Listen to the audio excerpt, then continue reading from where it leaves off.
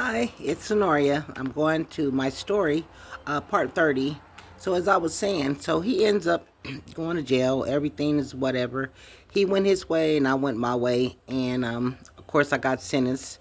So, I wasn't able to be there. And the children, my grandmother, my mom's mother, she was living there. So, she had actually got custody of the children for me. I went to prison to serve time for the checks and stuff.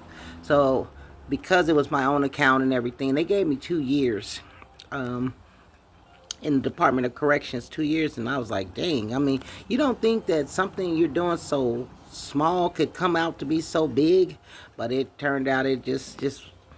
I'm telling you, the life of the Irish must be grand because it is not for me.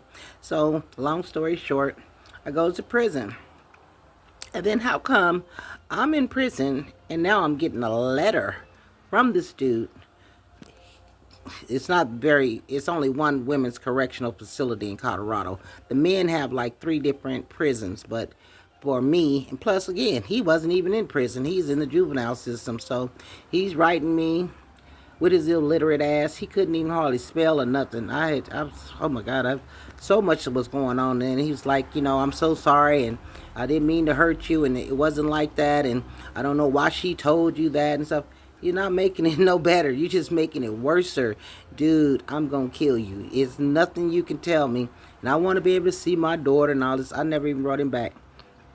So I told you I'm originally from Wichita, Kansas, but this situation happened in Denver. How come later on, after I got released, happened to I moved and decided to go back to Wichita. Now I'm playing cards. I got a couple friends and stuff. I'm hooked up. We playing cards and stuff. I used to gamble. And when I was gambling, we were playing 4950 Tunk. So different houses, whoever the house is, they always gonna win because we have to pay so much to play the game, and then the house always we pay in the house too. So I met this lady, and she was telling me, and we was talking and stuff. So one day, we was gonna get ready to go to somebody else's house to play, and she said, "Hey, come on, go with me." And I went with her, and she gonna go to her house and change and get something else, something what she wanted to do. So I go with her, and she's telling me, and I said, "So how many kids you got?" And she was trying to tell me that she had a daughter and a son, and yeah, her son was in prison, and I was like, "Oh." So it's like I looked on. Let me tell you. I looked on the wall. People go to showing you pictures. I looked on the wall, and do you not know that motherfucker? That was his mama. Small fucking world. And let me tell you this. I promise to God.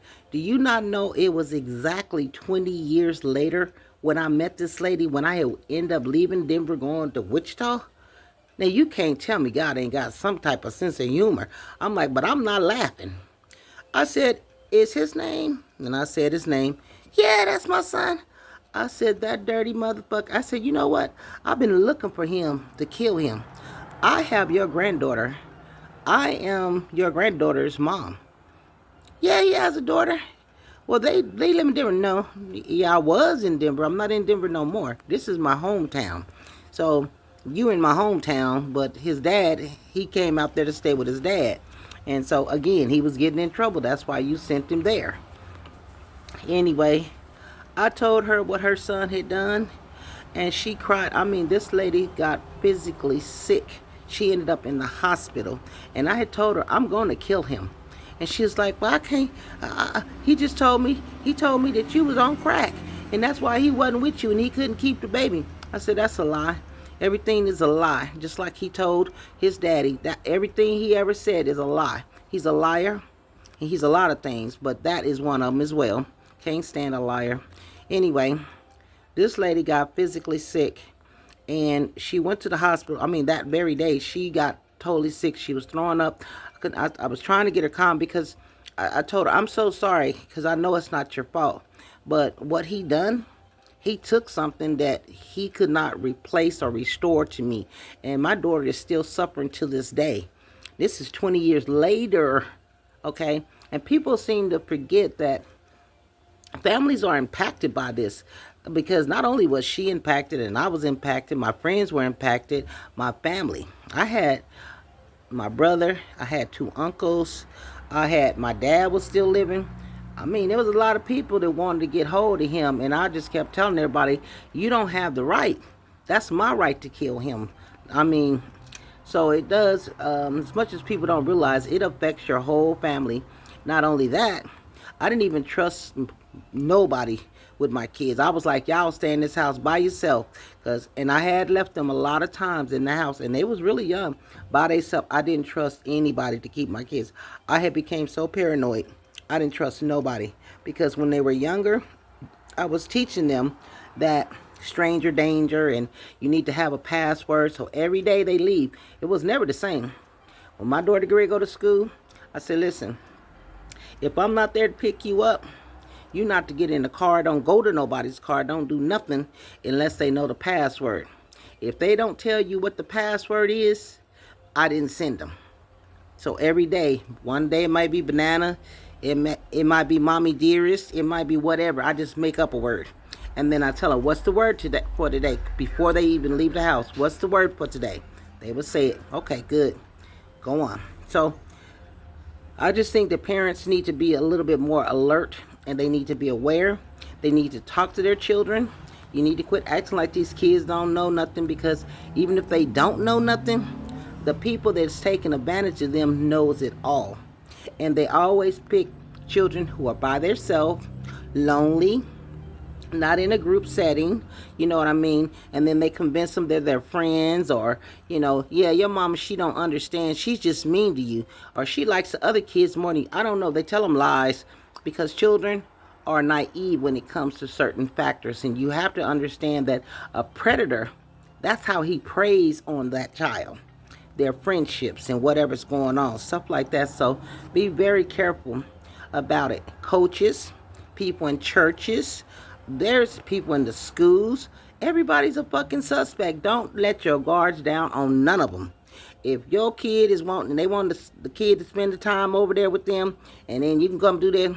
I heard of a situation where even some kids, women that were children or men, had been part of the Kingdom Hall of Jehovah's Witnesses, and the man, they go door to door. Jehovah's Witnesses go door to door. Everybody knows the story about them.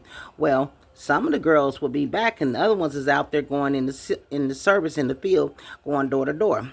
The man would be in the car, and he would hold one or two of the girls back. You guys are going to come with me, and we're going to go on this side, and they go on that side. And they were molesting these children. Do not think, no matter what a person's title is, no matter who they are in your life, it could be your granddaddy, it could be your brother, it could be your uncle. These are all men. You don't know who might be a perpetrator, who might be a molester.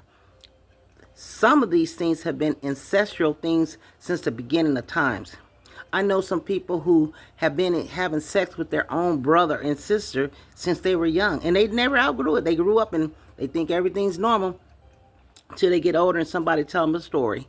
So be very aware and cautious of these things.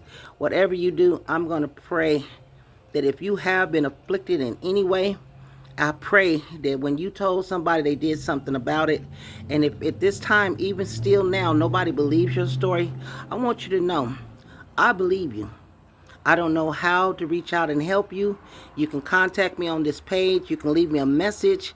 I will do whatever I can to help you get the healing and get whoever it is. There's nothing worse than having to come to Christmas and the person who harmed you is a family member and you got to see them every holiday. Who the fuck wants to see somebody who hurt them? I don't even let my kids go to the store with men. And you better not be on nobody's lap. I don't allow men to kiss my girls in the mouth. I don't even really want you kissing them on the cheek. I mean, you know, like the grandma stuff. Like, everybody's a suspect. And I'll be looking at them. If my kid go and they be, come here, and they want to jump on their lap, I'll be looking to see if I see a rise in the Levi's. And let me tell you something. I'll be watching. And no, you get your little ass down and go play with the other kids. That's what you do. You know, because they can't tell me what I can tell my kid. Now, they can tell you how they feel, but you know, don't ever tell me not to tell my kids nothing. When I tell my kids to get the fuck up off of you or get from around here, that's exactly what they're going to do, because they listen to me. That's why they are so successful to this day, is because I never lied to them. I told them the truth, and when they told me their truth, I listened. I didn't say, oh, that didn't happen, and oh, you all right, and you always lying, and you always start something. No, no. Pay attention. Children are not conditioned to lie. They have to be taught how to lie. They have to be taught how to be prejudiced. They don't know. They play with anybody. They don't care what color. It could be a monkey. They will play with it. We are the people who teach them these things and these values. Please teach your children. Stay safe. Have a God-given day. I'll be going on to the next topic. I think it'll be my story part 30 or 31. Love you.